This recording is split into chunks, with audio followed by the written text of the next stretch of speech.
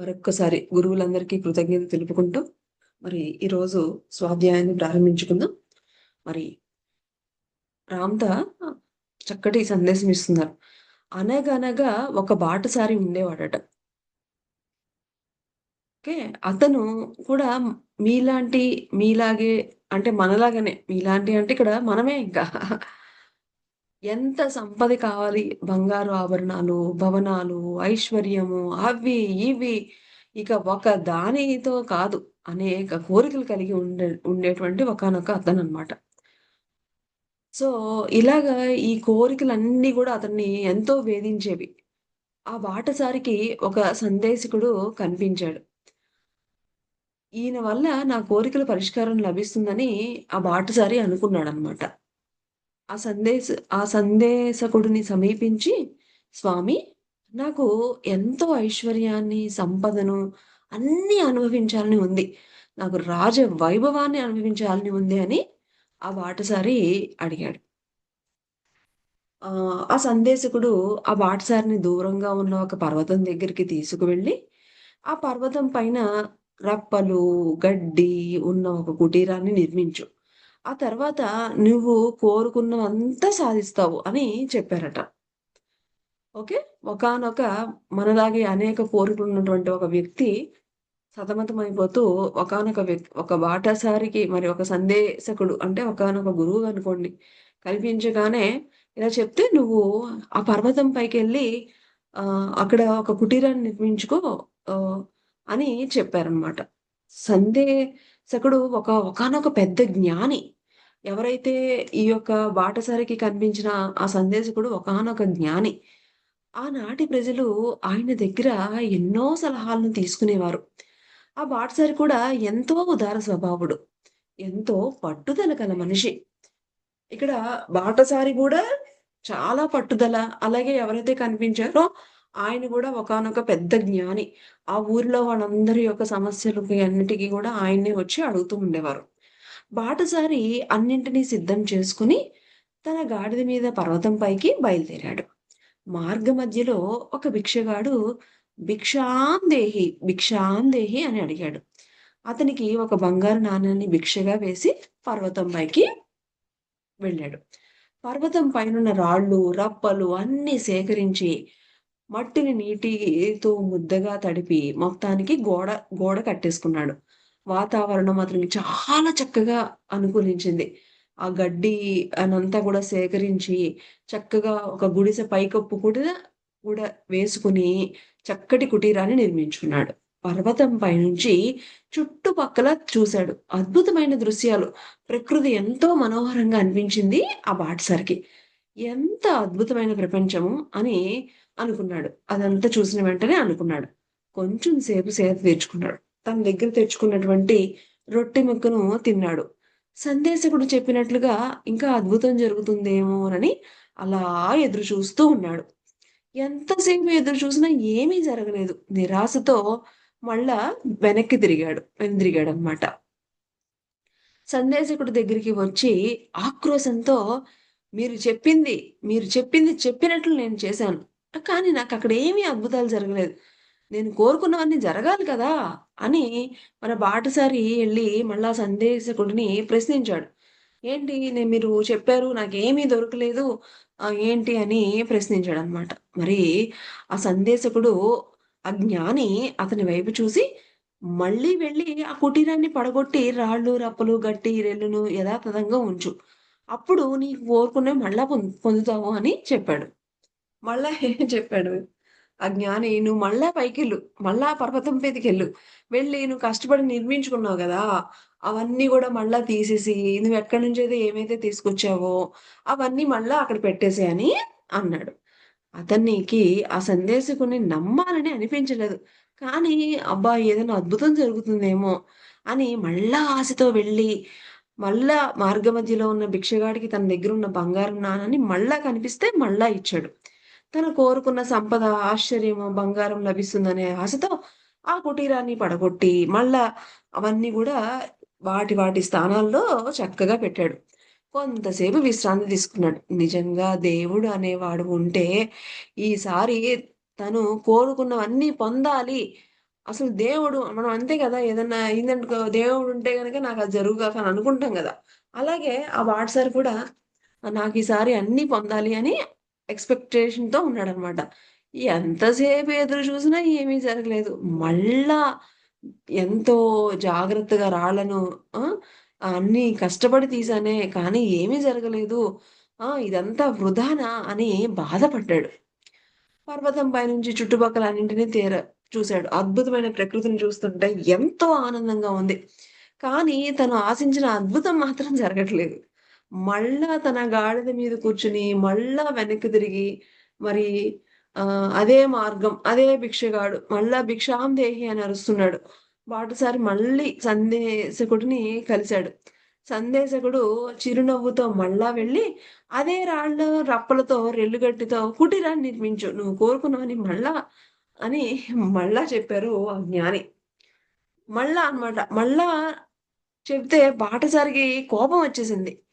చేసేదేమీ లేక పర్వతం మీదకు తన గాడిద మీద బయలుదేరాడు. మార్గమధ్యంలో భిక్షగాడు లాపంగా మళ్ళా అలాగే భిక్షాందేహి అన్నాడు. మళ్ళా ఇంకొక బంగారు నాణాన్ని ఇచ్చేశాడు. పర్వతం పైకి వెళ్లి చాలా శ్రమపడి మళ్ళా నిర్మించాడు. ఈసారన్నా నిజమవుతుందేనని ఎన్నో ఆశలతో ఎదురు చూస్తూ కూర్చున్నాడు. కానీ ఎంతసేపటికి ఏమీ అవ్వట్లేదు. మళ్ళా నిరాశ నిస్పృహలు. ఇక అసహనం పెరిగిపోయింది. మరి ప్రకృతిని తొలగించాడు. ఆ ప్రకృతి మాత్రం చాలా అద్భుతంగా ఉంది. హ్మ్. అసలు ఈ అద్భుతమైన ప్రకృతిని ఎవ్వరు సృష్టించారు అని ఆలోచించాడు. ఈ విశ్వశక్తి తనను తాను ప్రకృతిగా సృష్టి చేసుకున్నదని అతనికి అర్థమయింది. బాటసారి సందేశకుని దగ్గరికి వచ్చాడు. మీరు చెప్పిన అద్భుతాలేమీ నాకు జరగలేదు.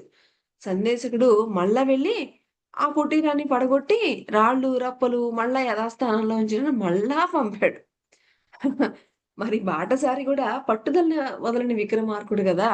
మళ్ళా వెళ్ళి, మళ్ళా అదే విధంగా ఒకానొక అడుక్కు తినేవాడు. ఆ భిక్షాటకుడు కనిపిస్తే అతనికొక నాణెమేసి ఆహ్, ఆహ్, తన ఏంటి ఆలోచించాడు. రోజు రోజు వెళ్తున్నాను. రోజు రోజుకి భిక్షగాడికి నేనొక నాణెం ఇస్తున్నాను. ఆ భిక్షగాడే నాకంటే ధనవంతుడవుతున్నాడే. నేనేమో నా పరిస్థితిలో ఏమి మార్పు రాలేదు. ఆ భిక్షగాడికి రోజు ఒక్కొక్క నాణెం వేసి తను ధనవంతుడవుతున్నాడు కానీ, నాకేమీ మార్పు రాట్లేదే అని అనుకున్నాడు. పర్వతం పైకి చేరి ఆ కుటీరాన్ని పడగొట్టి రాళ్ళు, రప్పలు మళ్ళా అలాగా చూసాడు. బాటసారి ఆ ప్రకృతి పర్వతం యొక్క అందాన్ని చూసి పరవశించిపోయాడు. ఏదో ప్రశాంతత ఉంది అని కళ్ళు మూసుకున్నాడు. తన శ్వాసను గమనించాడు. కొంత సమయం అలా గడిచింది. కళ్ళు తెరిచాడు.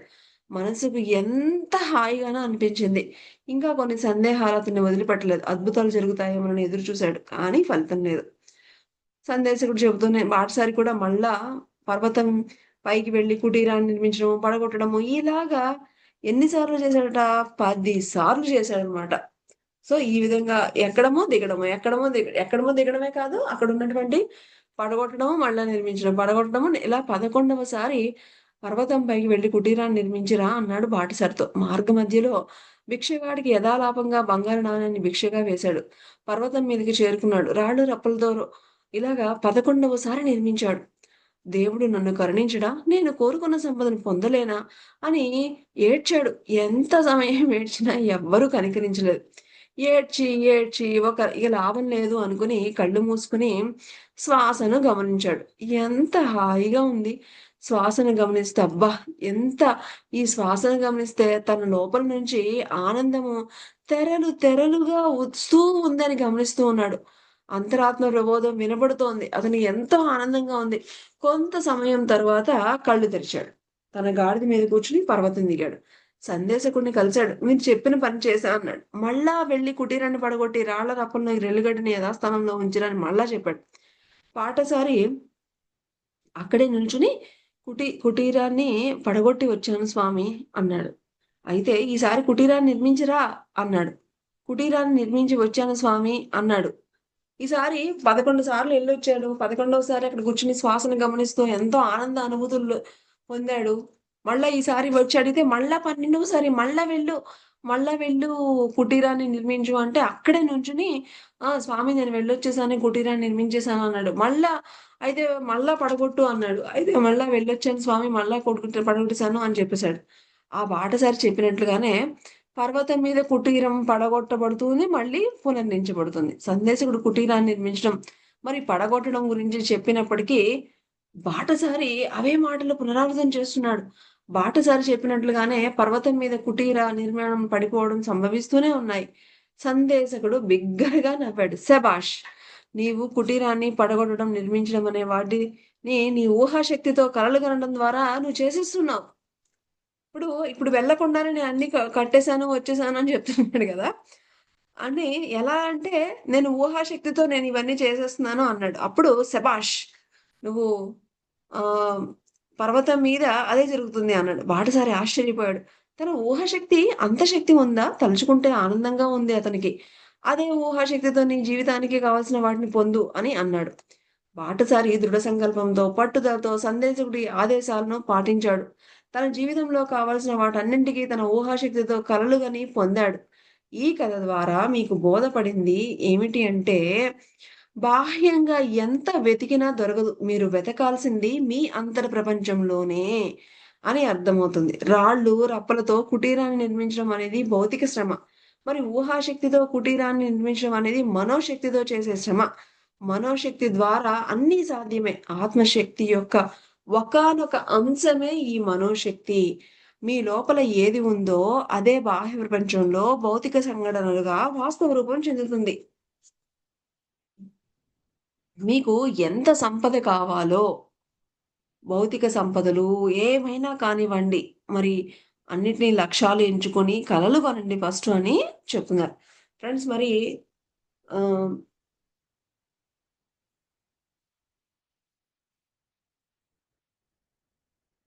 ఈ కథ ద్వారా ఆహ్, మనము ఫస్ట్ తెలుసుకుంది, ఏది మనకి కావాలి అన్నా కూడా ఫస్ట్ మన యొక్క ఊహాశక్తిని ఉపయోగించి కలలు కనడం అనేది చాలా చాలా ఇంపార్టెంట్. సో, ఆ విధంగా ఆ ఊహాశక్తి వచ్చే విధంగా ఆ జ్ఞాని ఆ యొక్క బాటసారికి ట్రైనింగ్ ఇవ్వడం జరిగిందనమాట. సో, మీరు బాహ్యంగా ఏదైతే అనుకుంటున్నారో అవన్నీ ఫస్ట్ మీరు ఊహించుకున్నవే. ఫస్ట్ మీరు ఏది కావాలి, ఏంటి అని స్పష్టతతో ఊహించుకోవడం నేర్చుకోండి అని మనకిక్కడ చెప్తుందనమాట. మీ మీరు ఏదైతే అనుకుంటున్నారో అది చేసేది, పొందేది అన్నీ కూడా మీ అంతర్ ప్రపంచమే. మీ అహం లేదా ఇంటెలిజెన్స్ కాదు. అంతర్ ప్రపంచానికి సమస్తము సాధ్యమైనప్పుడు మరి విశ్లేషణలు దేనికి? హ్మ్. మీ లక్ష్యాలు ఏవి? వాటి గురించి ఊహాశక్తిని ఉపయోగిస్తున్నారా అనేవి ముఖ్యం. లక్ష్యాలు వాస్తవ రూపం చెందడానికి మీరు భావించే ఇంటెలిజెన్స్ పాత్ర ఏ మాత్రమూ ఉండదు. ఇది ఫ్రెండ్స్ మరి ఎన్నో అద్భుతాలు ఇలాగే జరుగుతూ ఉంటాయి. సో, ఇక్కడ రామ్‌తా మనందరికీ చెప్తున్నారు ఏంటి అంటే, మీ ప్రతిరోజు కూడా మీ యొక్క డేని మీకు ఎలా కావాలో అలాగా ఫస్ట్ మీరు ఊహాశక్తితో ఊహించుకోండి. ఉదాహరణకి మీ మీరు మీ ఇంట్లో ఈరోజు ఏం చేయాలి అనుకుంటున్నారు? ఉదయం నిద్ర లేచిన వెంటనే ఒకసారి చక్కగా గ్రాటిట్యూడ్ చెప్పుకొని, మీకు ఆ రోజు ఏమైతే అవ్వాలి అని అనుకుంటున్నారో అవి ఒక్కసారి ఊహించుకోండి. ఊహించుకొని గనక మీ యొక్క డేట్ స్టార్ట్ చేసి మీరు ఎక్స్‌పెరిమెంట్స్ చేయండి అని మనకి ఇందులో మరి ఒక చక్కటి సందేశం మై డియర్ ఫ్రెండ్స్. సో, మనం అనుకుంటూ ఉంటాము. మన యొక్కవన్నీ సాధించడానికి మనకి చాలా మన యొక్క తెలివితేటల మూలానే అన్నీ పొందుతున్నామని అనుకుంటాము. సో, ఇక్కడేమంటున్నారంటే, వీటన్నింటికంటే గొప్పది ఏంటి అంటే ఆత్మశక్తి. ఆత్మశక్తి యొక్క ఒకానొక అంశమే ఈ యొక్క ఊహాశక్తి.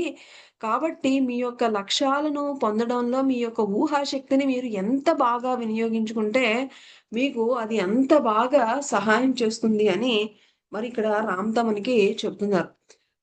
మానవ జాతికి మరింత ఆనందం, మరింత ఆరోగ్యం, మరింత సంతోషము, సంపద, ప్రేమ ఇవన్నీ చాలా చాలా అవసరం. మనందరికీ కావాల్సింది అదే గదా! అందరికీ కావాల్సింది అన్నీ కావాలి. ఐశ్వర్యం కావాలి, ఆరోగ్యం కావాలి, చక్కగా సంతోషం కావాలి, అన్నీ కావాలి. సో, ఇదంతా కూడా మీ అంతర ప్రబోధకుడు నుంచే వస్తుంది, లభిస్తుంది.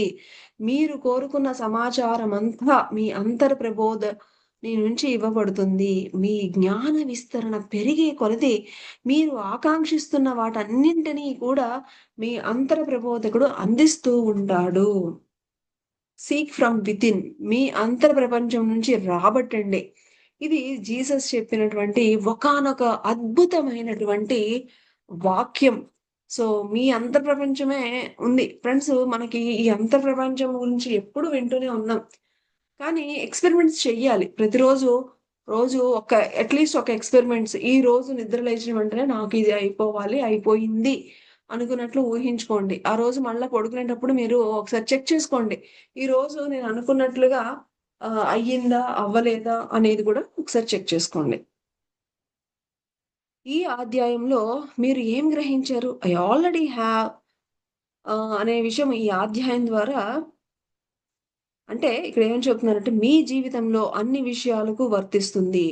మీకు జ్ఞాపక శక్తి లేదా ఆహ్, ఐ ఆల్రెడీ హావ్, నేను ఇప్పటికే కలిగి ఉన్నాను అనే భావనలో ఉండండి. జ్ఞాపక శక్తిని కలిగి ఉంటున్నట్లుగా కలలు కనండి.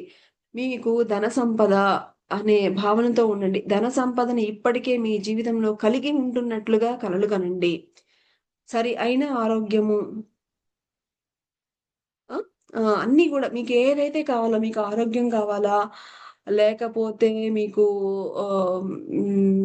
సంపద కావాలా? మంచి రిలేషన్స్, ప్రేమపూర్వకమైనటువంటి సంబంధ బాంధవ్యాలు కావాలా?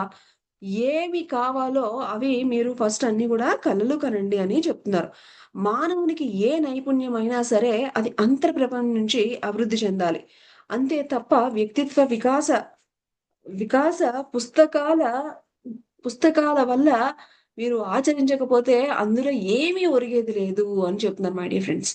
చూసారా? ఇవి తెలుసుకుంటే ఏం లాభం లేదు. ఇవి ఎప్పుడైతే మన జీవితంలో మనము వాటిని ఇంప్లిమెంట్ చేస్తామో అప్పుడే మనకి దాని వల్ల ప్రయోజనం. ఎమోషన్స్, ఫీలింగ్స్, ఊహాశక్తి ద్వారా మీ లక్ష్యాలు, సంకల్పాలు అన్నీ నెరవేరినట్లుగా కలలుగనడమే మరి అని చెప్తున్నారు మై డియర్ ఫ్రెండ్స్. ఇది ఆహ్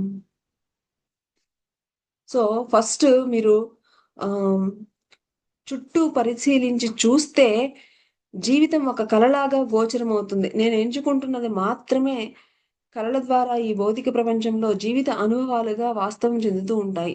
ఎన్నో ఎంపికలకు, సాధ్యాలకు ఆస్కారం ఉంది.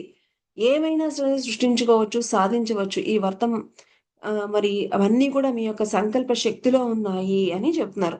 అనుక్షణము ఈ యొక్క ప్రకృతి మీకు అనుక్షణము కూడా ఒక చక్కటి గైడెన్స్ ఇస్తూనే ఉంటుంది అని మరి చక్కగా మరి మనకి రామ్‌తా చెప్తున్నారు. ఇంకా ఏమని చెప్తున్నారు? ఫస్ట్ మీకు అసలు ఏమి కావాలి అనేది క్లారిటీ తెచ్చుకోండి. మీ సంకల్పాలను వాస్తవ రూపం చెందించుకోవడానికి నడుం బిగించండి. దీనికోసము భౌతిక ప్రపంచంలో నాకిది ఉంది, అది ఉంది అనేమి మీరేం పోరాడాల్సినటువంటి అవసరమే లేదు. ఓకే. ఆహ్, ఫుడ్డు ఒక ముందుగా మనందరికీ గూడా కావాల్సింది ఏంటి అంటే కూడు, గుడ్డ, గూడు అంటారు గదా! సో, అవి గనక ఉంటే గనక మిగతావన్నీ ఆటోమేటిక్‌గా సరిపోతాయి. ఈ భౌతిక ప్రపంచంలో కనీస అవసరాలు తీరకుండా ఆధ్యాత్మికంగా, చైతన్యపరంగా మనము వేగంగా అభివృద్ధి చెందలేము అని చెప్తున్నారు. చూడండి, మినిమమ్ నీడ్స్ ఏవైతే ఉన్నాయో చక్కగా ఇవి 3, ఫుడ్డు, క్లాత్, షెల్టర్, ఈ 3 ఏవైతే కనీస అవసరాలు ఇవి గనక సరిగ్గా లేవు అంటే గనక మనం అంత బాగా ఆధ్యాత్మికంగా ముందుకు వెళ్ళలేము అని గూడా చెప్తున్నారు. కాబట్టి ఫస్ట్ ప్రాపంచిక జీవితంలో మీకున్నటువంటి చిన్న చిన్న కోరికలు ఏమైతే ఉన్నాయో, అలాంటివన్నీ గూడా మీరు ముందే చక్కగా చిన్న చిన్నవన్నీ మీరు ఎక్స్‌పెరిమెంట్స్ చేసి తీసుకోండి. సో, ఎందుకంటే ఇది కూడా మీ యొక్క ఆధ్యాత్మిక ఎదుగుదలకు మీకెంతో హెల్ప్ చేస్తుంది అన్న విషయం తెలుసుకుంటున్నాం అన్నమాట. ఇంకా ఇంకా ప్రాపంచిక జీవితము, ఆధ్యాత్మిక జీవితము వేరు వేరు కావు. ఈ 2 ఒకదానితో మరొకటి ఆధారపడి ఉన్నాయి. ఇవన్నీ కూడా చాలా 2 చాలా అవసరము. ఏకాంతంగా ఉండేటట్లు ఒక ప్రదేశాన్ని ఎంచుకోండి. ఒక ఒక పెన్ తీసుకోండి. ఓకే. ఒక పేపర్ తీసుకోండి. మీకు అర్జెంట్‌గా మీకేం అవసరాలున్నాయో వాటిని రాసుకోండి. అవసరాలు తీరకుండా అసంతృప్తితో ఆధ్యాత్మిక చైతన్యాన్ని, పరిణామాన్ని వేగవంతం చేయలేరు. మీరు బాగా స్పీడ్‌గా ఎదగాలి అంటే గనక మరి మీ భౌతికంగా ఏమైనా గూడా మీ అన్నీ గూడా పొందండి. మీరు రాసుకున్నవి మీ అంతర్ప్రపంచం ద్వారా నెరవేరుతాయి అన్న ప్రగాఢ విశ్వాసంతో ఉండండి. మీ ఇంటెలిజెన్స్ మిమ్మల్ని వంచించవచ్చు కానీ, మీలో ఉన్న దైవం మాత్రం మిమ్మల్ని ఎప్పటికీ వంచించదు. చూడండి, మీరు గనక మీ ప్రపంచంతో మీరు గనక చక్కగా మీరు కనెక్ట్ అయితే, ఎవరైనా మిమ్మల్ని మోసం చేయొచ్చు కానీ, మీ ప్రపంచం మాత్రం మిమ్మల్ని మోసం చెయ్యదు. ఆ విశ్వాసం మీరుంచుకోండి. హ్మ్. ఎందుకు రాయమంటున్నానంటే, వ్రాయడం వల్ల ఒక క్లారిటీ వస్తుంది. కాబట్టి గణనీయమైన మార్పు వస్తుంది. కాబట్టి కంపల్సరీ రాసుకోండి అని చెప్తున్నారు. రాయడం వల్ల మన లక్ష్యాలకు, సంకల్పాలకు మరింత శక్తి చేరుతుంది. ఓకే. కాబట్టి నాకు ఫలానా కావాలి, ఏది కావాలో అవన్నీ చక్కగా స్పష్టత అనేది చాలా ఇంపార్టెంట్ మై డియర్ ఫ్రెండ్స్. మనందరికీ కోరికలు అయితే ఉంటాయి కానీ, లక్ష్యాలు ఉంటాయి గానీ, స్పష్టత అనేది ఉండదు. జనరల్‌గా that is the problem. So, ఆ స్పష్టత మీకు నిజంగా ఏం కావాలనేది స్పష్టతతో కోరుకోండి. మీ ఆత్మవిశ్వాసం బలపడడం కోసం కొన్నింటిని మాత్రమే ఎంచుకోండి. తర్వాత కొంత అనుభవం గడిచిన తరువాత ప్రారంభంలో ఒకటి ఎంచుకోవచ్చు. తర్వాత నెమ్మది నెమ్మదిగా పెంచుకోండి. ధనం కావాలి, అవి కావాలి. మీకేది కావాలంటే అది మొత్తం గూడా రాసుకోండి. అన్నీ గూడా నేను ఆల్రెడీ ఇప్పుడు కలిగి ఉన్నాను, నా స్వంతమయ్యింది అనే భావన కూడా మీలో కలిగి ఉండాలి. ముందుగా ఒక చిన్న లక్ష్యం పెట్టుకోండి. చక్కగా దాన్ని పూర్తిగా విశ్వసించండి. దాని గురించి కళ్ళు మూసుకొని ఒక ఊహాశక్తితో మీరుండండి. సో, 1000 మైళ్ళ ప్రయాణంలో ఒక అడుగు వేయడంలో ఇమిడి ఉన్న మెకానిజం తెలిస్తే మిగిలిన అడుగులు వేయగలుగుతూ ఉంటారు. మొదటి అడుగులో మీరు పొందే అనుభవమే మిగతా అడుగులు వేయడానికి దోహదపడుతుంది. నా తండ్రి మరి నేను ఒకటే అనే విషయము మీకు సంపూర్ణంగా అవగతం కావాలి అని చెప్తున్నారు. అంటే ఈ ప్రపంచంలో ఇక మంచి, చెడు అనేవి లేవు అనే భావన మరి అంటే ఇంకా 2 లేవు అంటే గనక ఇంక అన్నీ అరాచకాలే అని ఆహ్, అన్ని అరాచకాలు గూడా మరి అది అలాగే ఎలాగా అని అనుకుంటే, మంచి, చెడు గురించి ఆలోచించడం అనవసరం కానీ, ఈ లోకంలో మంచి, చెడును వీక్షించడం ప్రమాదమేమీ కాదు. మీకు ఆధ్యాత్మిక శక్తి విస్తారంగా ఉంటున్నప్పుడు మీరు చేసే కర్మలు నిర్మాణాత్మకంగా ఉంటాయి కదా! అందులో సందేహం లేదు. మీకు ఎక్కువ వెలుతురు ఉంటే, ఎక్కువ జ్ఞానం ఉంటే స్పష్టత కూడా మీకు అంత బాగా వస్తుంది అని మరి మనకి రామ్‌తో చెప్తున్నారు. చూసారా ఎంత బాగా చెప్తున్నారో. సో, మంచి, చెడు ఏమీ లేదు గదా! అని చెప్పేసి అనుకుంటే అన్నీ అరాచకాలే అనుకుంటే చెప్తున్నానన్నమాట. మీకు ఎక్కడైతే జ్ఞానం ఉంటుందో అక్కడ ఇంకా అరాచకాలు ఏముంటూ ఉంటాయి చెప్పండి. సో, ఎక్కడ మీకెంత కాంతి పెరుగుతూ ఉంటుందో అక్కడంతా కూడా మీకు మంచే జరుగుతుంది. సో, మీరు అంతే కాకుండా ఆధ్యాత్మికంగా బాగా పురోగతి చెందాలంటే, ఈ భౌతికమైనటువంటి చిన్న, చిన్న కోరికలు ఏవైతే ఉన్నాయో అవన్నీ గూడా చక్కగా మీరు కావాల్సినవన్నీ పొందండి. అప్పుడు మీరు ఇంకా బాగా స్పీడ్‌గా వెళ్ళగలుగుతారు. కాబట్టి వాటిని మీరెక్కడా గూడా ఆపవలసినటువంటి అవసరం లేదు అని ఆధ్యాత్మిక జీవితం వేరు, ఇది వేరు అని వేరు వేరు అనుకుంటున్నారేమో అదేమీ కాదు. అని మనకి ఇంకొకసారి నేను ఆధ్యాత్మికంగా ఉంటాను. నేను వీటికి దూరంగా ఉంటాను. నాకివేమి వద్దు. అలాంటివేమి పెట్టుకోవద్దు. మీకు గనక మీ ఇన్నర్‌కి, మీ ఆత్మకి, మీ సోల్ స్టేట్‌లో మీకు ఏదన్నా కావాలి అనుకుంటే గనక చక్కగా ఆ కోరికలు ధర్మబద్ధంగా అన్నీ గూడా నెరవేర్చుకోండి అని మనకిక్కడ రామ్‌దా చెప్తున్నారు. చెప్పి ఈ భూమి మీదకొచ్చింది మనం అన్నీ అనుభవించడానికి, అన్నీ పొందడానికి. మీ ఆలోచనలు మీరు ఈ యొక్క అజ్ఞానంతోనే ఈ దుఃఖాలు, బాధలు అన్నిటికి కారణం. ఎప్పుడైతే మీ యొక్క జ్ఞానంతో మీరు మిమ్మల్ని మలుచుకునేంత వరకు కూడా ఇది ఇలాగే కొనసాగుతూ ఉంటుందని ఒక చక్కటి మెసేజ్ మనం ఈరోజు తీసుకున్నాము. మరి ఈ జ్ఞానాన్ని అందించినటువంటి గురువులకి కృతజ్ఞతలు తెలుపుకుంటూ తిరిగి రేపటి స్వాధ్యాయంలో కలుసుకుందాం. Thank you.